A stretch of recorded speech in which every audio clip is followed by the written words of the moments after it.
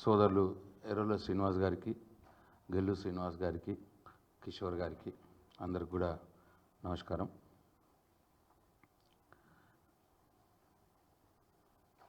ఈరోజు టాపిక్ ఏంటంటే ఉత్తర regional ring road, దానిపై కాంగ్రెస్ ప్రభుత్వం అట్టనే ఆర్ఎండ్బి శాఖ మంత్రి కోమటిరెడ్డి రాజగోపాల్ రెడ్డి గారు, కోమటిరెడ్డి వెంకటరెడ్డి గారు దుష్ప్రచారం చేస్తూ ఉన్నారు.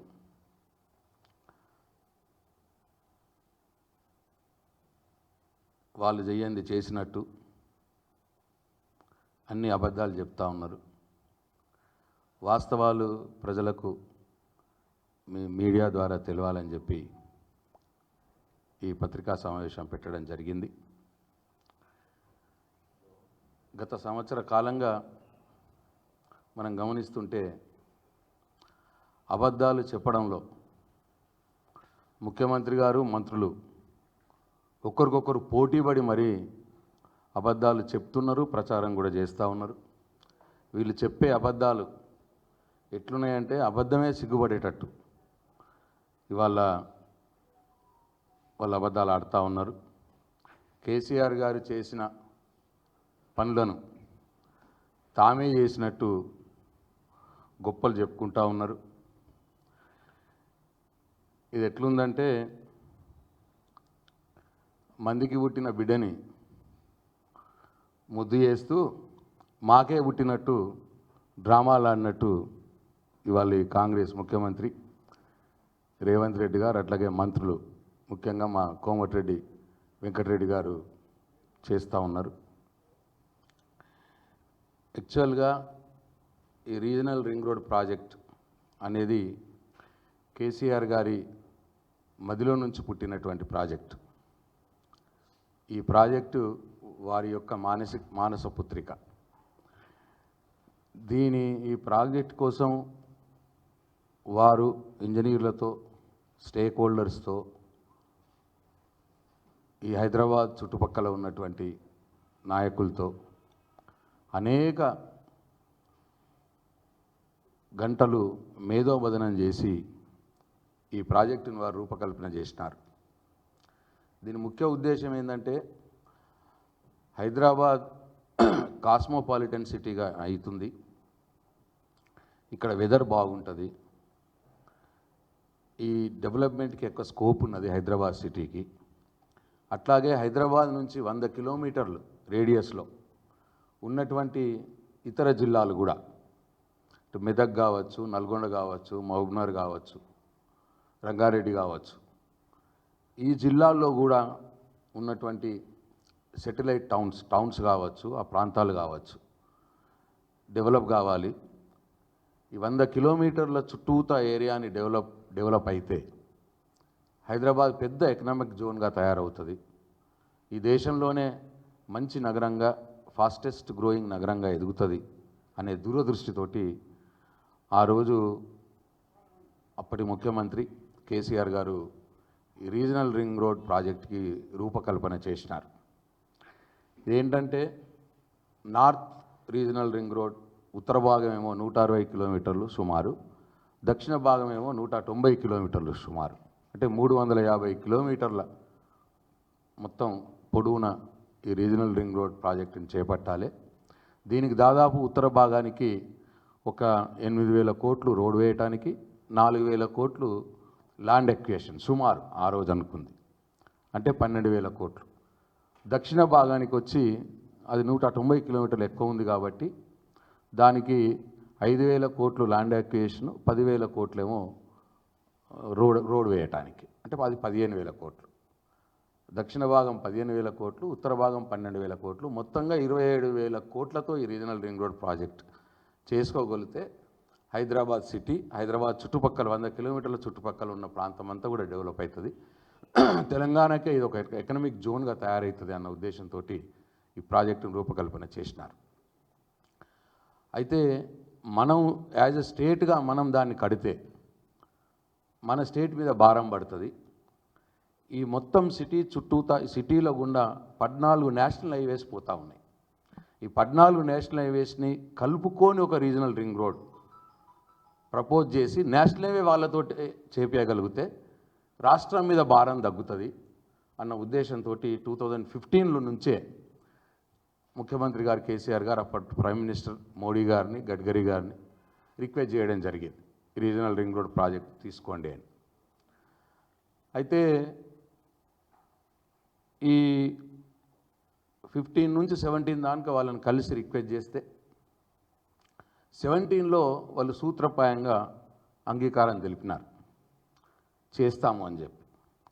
కాకపోతే ల్యాండ్ అక్విజిషన్ మరి చాలా అవుతుంది కదా మాట వస్తే ల్యాండ్ అక్విజిషన్లో 50% నేను స్టేట్ భరిస్తాము అని చెప్పి ఒక కొత్త వినూత్నమైన మోడల్ ఇండియాలో ఎక్కడ కూడా లేదు అట్లా. ఈ తెలంగాణ అభివృద్ధి కోసం 50%లో నేషనల్ హైవే ప్రాజెక్ట్లో మేము ల్యాండ్ అక్విజిషన్లో స్టేట్ భరిస్తాము అని చెప్పి మాట ఇచ్చినారు గడ్కరీ గారికి. అప్పుడు వాళ్ళు ఒప్పుకున్నారు ఇన్ ప్రిన్సిపల్గా ఓకేనండి చేద్దాము, ఒకసారి అలైన్మెంట్ ఎట్లా వస్తుంది ఏంటి ఒకసారి పంపించండి అని చెప్పి అడిగినారు. సో అలైన్మెంట్ కూడా పంపించేసినాం. ఆ మొత్తం north 160 kilometres, south 180 to 190 kilometres కలిపి అలైన్మెంట్ కూడా ప్రపోజల్ వాళ్ళకి పంపించినాం. పంపించిన తర్వాత సూత్రప్రాయంగా వారు అంగీకారం తెలిపినారు 2017లో. కానీ డిలే చేస్తూ ఉన్నారు. మేము చాలాసార్లు నిన్న రాజగోపాల్ రెడ్డి గారు వెంకటరెడ్డి గారు ఏమంటారు, నిన్న 2017లో ఈ ప్రాజెక్టు అటకెక్కిపోయింది అంటాడు. 2017లో కేంద్ర ప్రభుత్వం సూత్రప్రాయంగా అంగీకరించింది అంతే. దాని తర్వాత మా ప్రయత్నాలు ముమ్మరంగా చేసినాం. మేము ఏం చేసినాం, ఇక 2018 27 ఆగస్ట్ ముఖ్యమంత్రి గారు నితిన్ గడ్కరీ గారిని కలిసినారు. ఇక ఆ రోజు పోస్ట్ చేసినటువంటిది ఈ డేట్లు కూడా నేను అబద్ధం చెప్పడానికి లేదు. 27 ఆగస్ట్ 2018 నితిన్ గడ్కరీ గారు కేసీఆర్ గారు 2018లో అంటే 17లో వాళ్ళు సూత్రప్రాయంగా అంగీకారం తెలిపిన తర్వాత వాళ్ళు డిలే చేస్తుంటే మేము పోయి సీఎం గారు ఆ రోజు సీఎం గారు పోయినారు.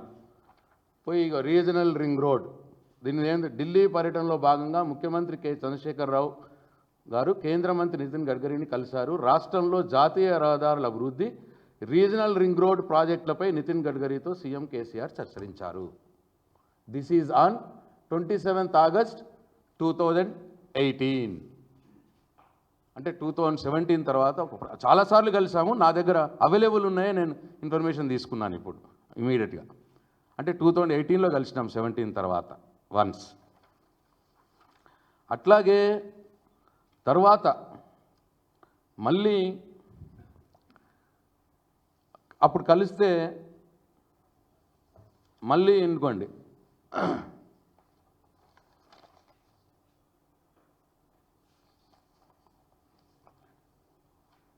మళ్ళీ నెక్స్ట్ 14 అక్టోబర్ 2019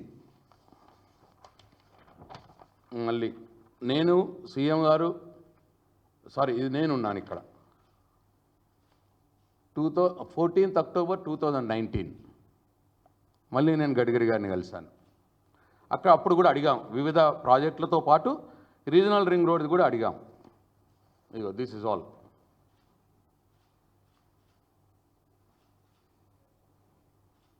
ఇది 2019లో. తర్వాత వాళ్ళు ఏం చేసినారు, అట్లా చాలాసార్లు కలిసాం.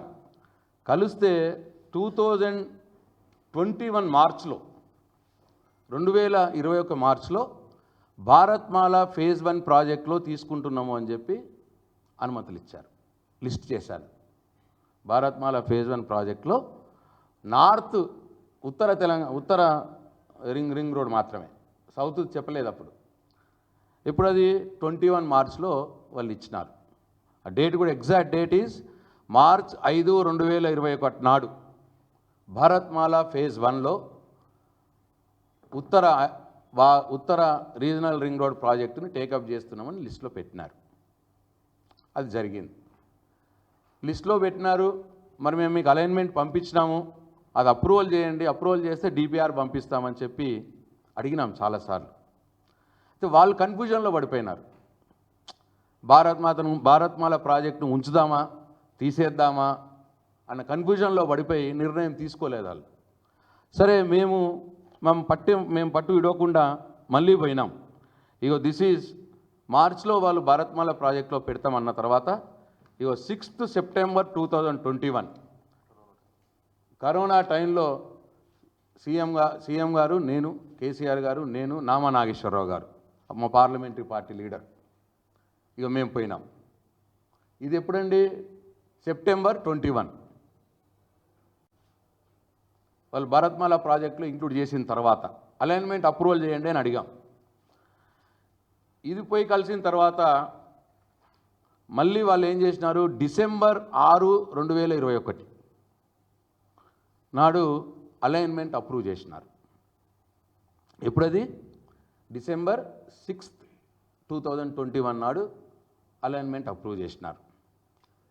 ఇగో ఇది జరిగింది. 2017లో వాళ్ళు సూత్రప్రాయంగా అంగీకారం తెలిపిన తర్వాత మేము కలిసినవి, మా కరెస్పాండెన్సు, మా ప్రయత్నాలు, ఇగో ఇన్ని విధాలుగా మేము చేసినాం. అలైన్మెంట్ అప్రూవ్ అయిన తర్వాత డిసెంబర్ 6, 2021లో అలైన్మెంట్ అప్రూవల్ చేసినారు. డిపిఆర్ పంపించిన తర్వాత వాళ్ళు ఏమని అడిగినారు మమ్మల్ని, మీరు ల్యాండ్ ఎక్వియేషన్లో 50% మీరు బేర్ చేస్తామన్నారు కదా, ల్యాండ్ ఎక్వియేషన్కు 4,000 కోట్లు అవుతున్నాయి, 2,000 కోట్లు డిపాజిట్ చేయండి అన్నారు. మేమన్నాము 2,000 కోట్లు ఒకటేసారి ఎందుకు డిపాజిట్ చేయాలి, మీరు ల్యాండ్ ఎక్వియేషన్ ఎట్లెట్లా ల్యాండ్ మీరు అవార్డ్స్ పాస్ చేస్తూ ఉంటారో అవార్డ్స్ పాస్ చేసిన అమౌంట్స్ని మేము పెడతా ఉంటాం అని అంటే, లేదు మీరు ఒక రివాల్వింగ్ ఫండ్లో కొంత డబ్బు పెట్టాలి అన్నారు. మేము ఒక 100 crores రూపీస్ 22వ సంవత్సరంలో 100 crores రూపీస్ మేము రివాల్వింగ్ ఫండ్ పెట్టినాం. దానికి కరెస్పాండెన్స్ వాళ్ళు మొత్తం పెట్టాలి, మేము ఎందుకు పెట్టాలి, ఇదంతటి కూడా మళ్ళీ 9-10 నెలలు కాలం గడిచిపోయింది. తర్వాత అంటే డిసెంబర్ 21 నాడు వాళ్ళు అలైన్మెంట్ అప్రూవల్ ఇచ్చిన తర్వాత మేము డబ్బులు వాళ్ళు మొత్తం ఇవ్వమనడం, మేము మొత్తం ఎందుకండి, మీరు ఎట్లెట్లా అవార్డు పాస్ చేస్తే అట్లట్లు ఇస్తామో అని చెప్పి ఆ ఉత్తర ప్రత్యుత్తరాలకి దాదాపు 10 నెలల కాలం పట్టింది. అంటే సెప్టెంబర్ 22 దాకా వాళ్ళతో నెగోషియేషన్స్లో పోయింది. వాళ్ళు అప్పుడు ఒప్పుకున్నారు. సెప్టెంబర్ 22లో ఓకే మీరు 100 కోట్లు పెట్టండి, మేము ఎట్లెట్లా అవార్డ్స్ పాస్ చేస్తామో, మనం ఎట్లెట్లా మీరు అవార్డ్స్ పాస్ చేస్తారో అట్లట్లా మీరు ఎంత డబ్బు ఇస్తారో మేము 100 కోట్లు పెడతామో అన్నారు. అక్కడ అగ్రిమెంట్ అయింది. ఈ మధ్యలో మళ్ళీ వాళ్ళు కొత్త పే చేయం పెట్టినారు, యుటిలిటీకి 300 కోట్లు అవుతున్నాయి, యుటిలిటీకి కూడా మీరు ఇవ్వాలి అని పెట్టినారు. మేమన్నాం లేదండి, నితిన్ గడ్కరీ గారు, సీఎం గారు, కేసీఆర్ గారు ఇద్దరు కలిపి ఉన్న మీటింగ్లో మా అగ్రిమెంట్ అయింది, ల్యాండ్ ఎక్వియేషన్లో 50% పెడతామన్నారు, మేము ఇస్తామన్నాం, అంతే, యుటిలిటీ గురించి రాలేదు మాట అని మళ్ళీ మేము ఉత్తరాలు రాసినాం. ఈ అంత కరెస్పాండెన్స్కి వాళ్ళు అలైన్మెంట్ అప్రూవల్ చేసిన మేము మా పీరియడ్లో అలైన్మెంట్ అప్రూవల్ అయింది. అలైన్మెంట్ అప్రూవల్ చేసిన తర్వాత 10 నెలలు ఈ కరెస్పాండెన్స్కి పోయింది. తర్వాత వాళ్ళు ఒప్పుకున్నారు, ఓకే డన్ అని ఒప్పుకున్నారు. అయితే సెప్టెంబర్ 22 నుంచి ఎలక్షన్ నోటిఫికేషన్ వచ్చేదానిక, అంటే ఇంకో సెప్టెంబర్ 23 దానిక 1 year కాలంలో మేము ల్యాండ్ ఎక్వియేషన్ స్టార్ట్ చేసినాం. ఎంత విగరస్గా ల్యాండ్ ఎక్వియేషన్ ప్రాసెస్ మేము స్టార్ట్ చేసినామంటే, మొత్తం ఈ 4 జిల్లాలకు ఈ ఓఆర్ఆర్ ఏదైతే జిల్లాల గుండా పోతుందో ఆ నార్త్ ఓఆర్ఆర్, ఆ 4 జిల్లాలకు ఒక్కొక్క జిల్లాకు ఒక స్పెషల్ ల్యాండ్ ఎక్వియేషన్ ఆఫీసర్ని అపాయింట్ చేసినాం. ఒక స్పెషల్ ల్యాండ్ ఎక్వియేషన్ ఆఫీసర్ని అపాయింట్ చేసి 76% మేము భూసేకరణ ప్రాసెస్ చేసేసినాం. 76% భూసేకరణ ప్రాసెస్ చేసినాం. 3A చేసేసినాం. 3A అంటే ఏమంటారంటే, ఫస్ట్ అలైన్మెంట్ ఉట్టిగా మ్యాప్ మీద గీస్తారు, తర్వాత ఫీల్డ్లోకి పోయి ఏ సర్వే నెంబర్లో ఎంత ల్యాండ్ పోతున్నది, ఎవరి ల్యాండ్ పోతున్నది అనే సర్వే చేయడాన్ని 3A అంటారు. అది కంప్లీట్ చేసినాం. తర్వాత 3D కంప్లీట్ చేసినాం. 3D ఏంటంటే ఫైనల్ నోటిఫికేషన్, పేపర్లలో నోటిఫై చేస్తాం, మా రింగ్ రోడ్ ఈ దారా పోతున్నది, ఈ పలానా రైతుది పలానా ల్యాండ్ ఇంత ఉంటుంది, ఇది మేము అక్వైర్ చేస్తున్నామని 3D నోటిఫికేషన్ కూడా ఇచ్చేసినాం.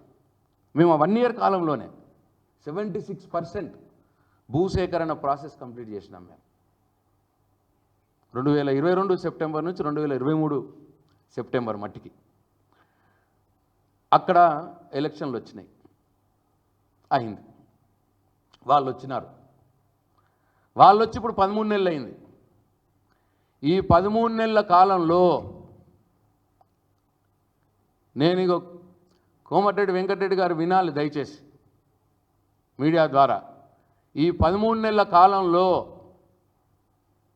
మేము ల్యాండ్ అక్విజిషన్ కోసం ఏదైతే 100 కోట్లు పెట్టినామో ఆ 100 కోట్ల నుండి ఒక్క రూపాయి కూడా ఖర్చు చేయలేదు ఇప్పటిదాకా. ఒక్క ఎకరం కూడా ల్యాండ్ అక్విజిషన్ అవార్డు పాస్ చేయలేదు. ఒక్క ఎకరం కూడా అవార్డు పాస్ చేయలేదు ఇప్పటిదాకా. ఒక్క రూపాయి ఖర్చు చేయలేదు, ఒక్క ఎకరం ల్యాండ్ అవార్డు పాస్ చేయలేదు, ఒక్క ఎకరానికి కూడా ల్యాండ్ అక్విజిషన్ అవార్డు పాస్ చేయలేదు. ఏం చేసినారండి మీరు? అలైన్మెంట్ రిక్వెస్ట్ చేసింది మేము, సూత్రప్రాయంగా అంగీకరింపజేసింది మేము, భరత్మాల ప్రాజెక్టులు పెట్టించింది మేము, అలైన్మెంట్ చేసింది మేము, అలైన్మెంట్ అప్రూవ్ చేయించింది మేము, భూసేకరణకు 4 స్పెషల్ ఆఫీసర్లు పెట్టి భూసేకరణకు ప్రాసెస్ స్టార్ట్ చేసింది మేము, 76% ప్రాసెస్ కంప్లీట్ చేసింది మేము, 100 కోట్ల రూపాయల రివాల్వింగ్ ఫండ్ పెట్టింది మేము. మీరు 13 నెలల కాలంలో ఒక్క రూపాయన ఖర్చు చేసినారా ల్యాండ్ అక్విజిషన్కి? సమాధానం చెప్పాలా కోమటిరెడ్డి వెంకటరెడ్డి? ఒక్క రూపాయి కూడా ఖర్చు చేయలే వాళ్ళు. మేము పెట్టిన 100 కోట్లు కూడా దాంట్లో నుంచి కూడా ఖర్చు చేయలే వాళ్ళు. ఒక్క ఎకరానికి అవార్డు కూడా పాస్ చేయలే వాళ్ళు. మొన్న అక్కడికి పోయి టెండర్లను పిలవండి సార్, కొద్దిగా బాగుంటుంది టెండర్లను పిలవండి అని బతికిలు అడిగించుకొని ఇప్పుడు టెండర్లు పిలిపించుకున్నారు అంతే. ఒక్క ఎకరం అవార్డు పాస్ కాలే ల్యాండ్. ఏదో అట్లా తూతూ మంత్రంగా టెండర్లు పిలిపించుకున్నారు. ఈ సంవత్సర కాలంగా వాళ్ళు చేసింది ఏమీ లేదు. ఇక టెండర్ పిలిచి కూడా నేషనల్ హైవేలు పిలిచిరు, వీళ్ళదేం లేదు. టెండర్లు పిలిచి నేషనల్ హైవేలు సంకలు గుద్దుకుంటున్నారు కోమటిరెడ్డి వెంకటరెడ్డి గారు, అట్లనే సీఎం రేవంత్ రెడ్డి గారు.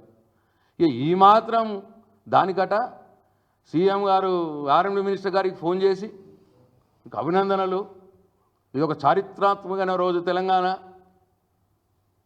మీరు ఆర్ఎండ్బి మంత్రిగా బాగా పొడి చేసిండ్రు అని సీఎం గారు ఆయనకు ఫోన్ చేసుడు, ఈయనకు ధన్యవాదాలు చెప్పుడు.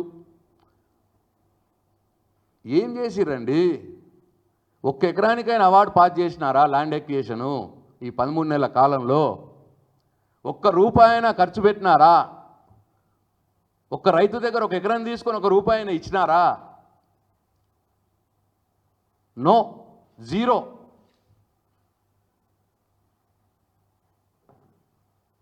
టెండర్లా లేదు వాళ్ళతో పిలిపించుకొని సంకలు గుద్దుకుంటున్నారు.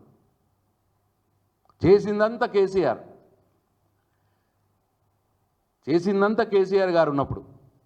ఈ 13 నెలల కాలంలో వీళ్ళు ఏమీ చేయలేదు. అట్లనే ఇంకా గమ్మత్ ఏంటంటే, చాలా విచిత్రమైన విషయం ఏంటంటే, వీళ్ళు టెండర్లు పిలిచినారు కదా, ఇప్పటికీ నేషనల్ హైవే నంబర్ లేదు దానికి. ఈరోజు కూడా నేషనల్ హైవే పర్మనెంట్ నంబర్ లేదు.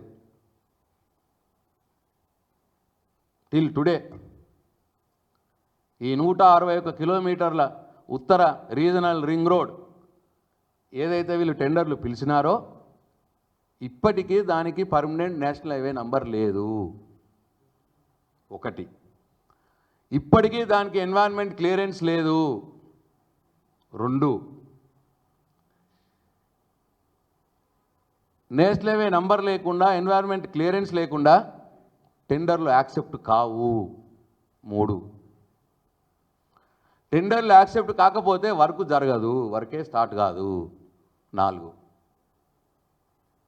ఏం సాధించిండ్రని 13 నెలల కాలంలో?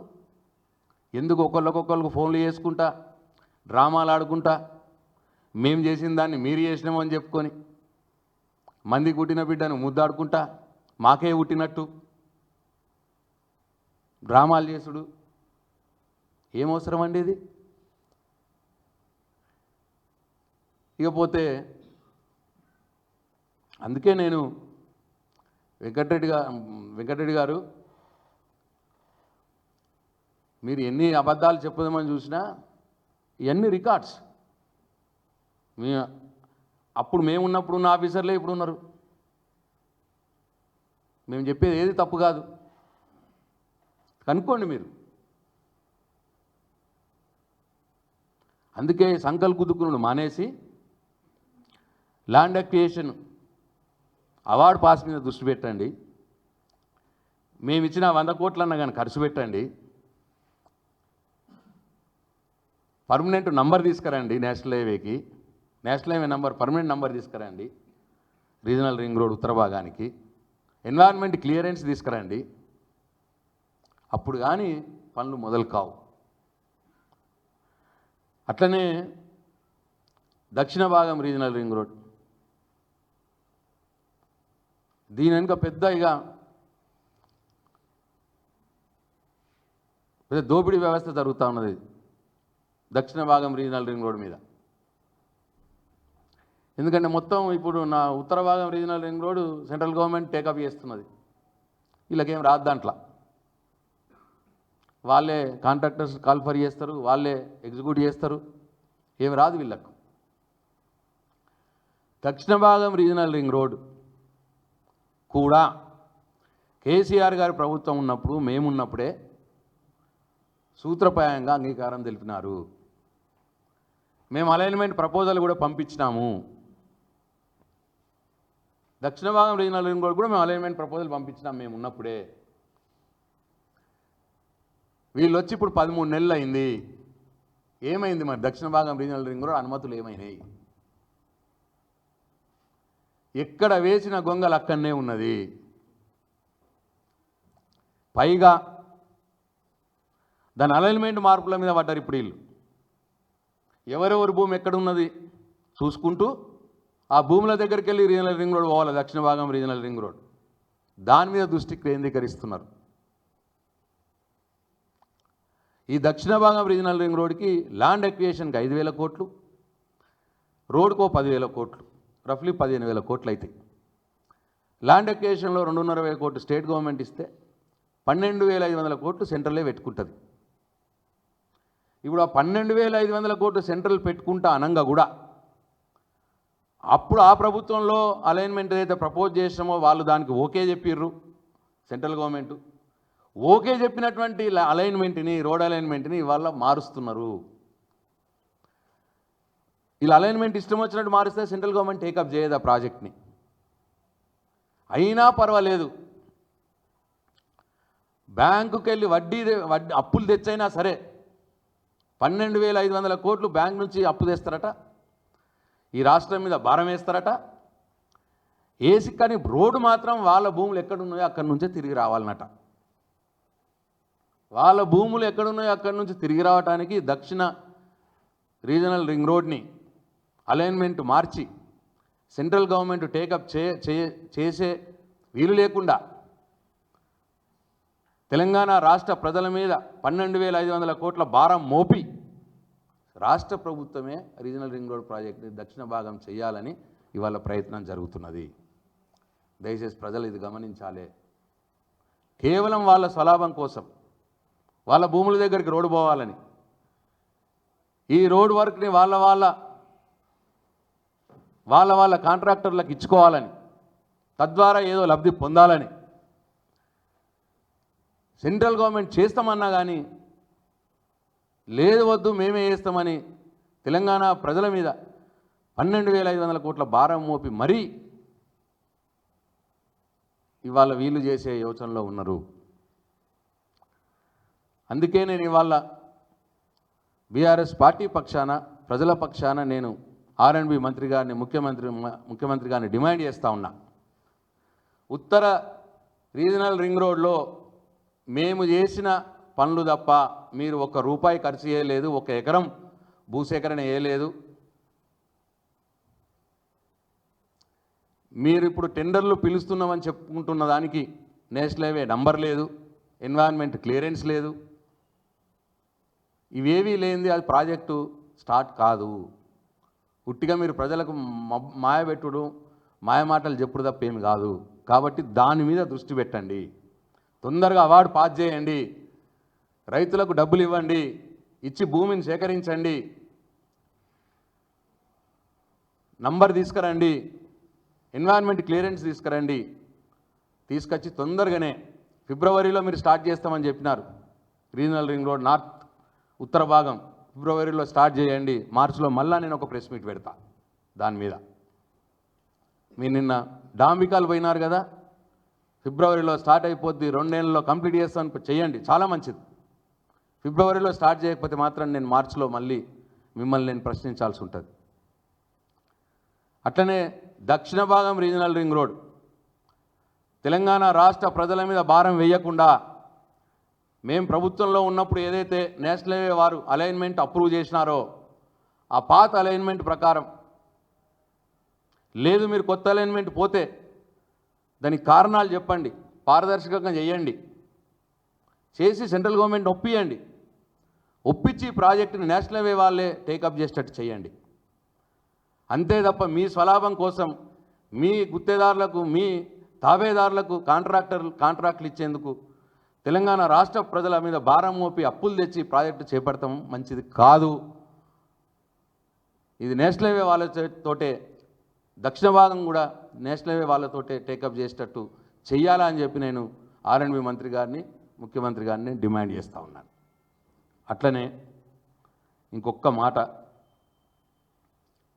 నిన్న కోమటిరెడ్డి వెంకటరెడ్డి గారు ఇదంతా కూడా ఈ రీజనల్ రింగ్ రోడ్ మీద మాట్లాడింది రెడ్డి హాస్టల్ అక్కడ పోయి మాట్లాడినాడు. అక్కడ సందర్భం ఏంది, అక్కడ ఒక రెడ్డి హాస్టల్ వారు వాళ్ళ స్టూడెంట్స్ కోసము, వాళ్ళ హాస్టల్ అభివృద్ధి కోసము వాళ్ళు పిలుచుకున్నారు. అక్కడ పోయి ఇదంతా సొల్లువాగుడు వాగినాడు అన్న అబద్ధాలు. అక్కడ ఇంకో మాట కూడా డాంబికం పలికొచ్చిండు, నేను ఏమంటా చేస్తా రెడ్డి హాస్టల్ అభివృద్ధి కోసం అన్న డాంబికం పలికొచ్చినాడు. నేను ఆర్బీఆర్ సొసైటీ వాళ్ళకు కూడా విజ్ఞప్తి చేస్తూ ఉన్నా, ఒక్కసారి మీరు ఆలోచించండి. ఆర్బీఆర్ సొసైటీకి ఈ మొత్తం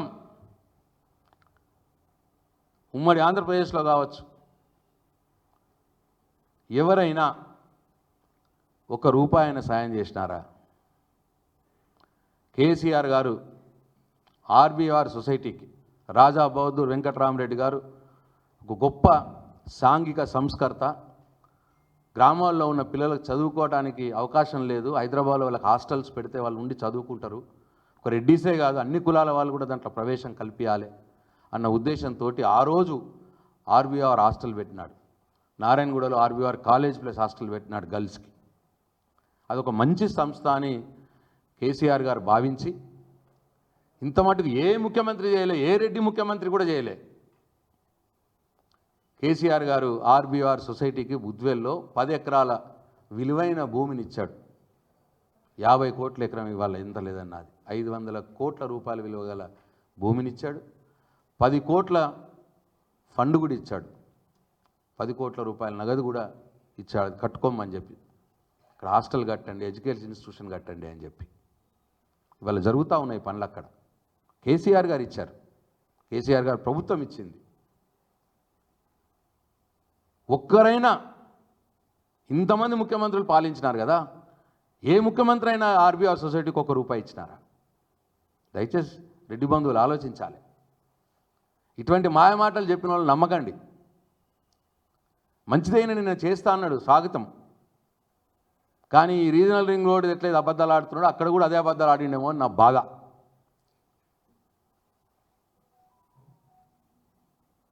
కాబట్టి నారాయణగూడలో పాత రెడ్డి కాలేజ్ పక్కకు ఇంకొక 1200 గజాలు ఉందండి.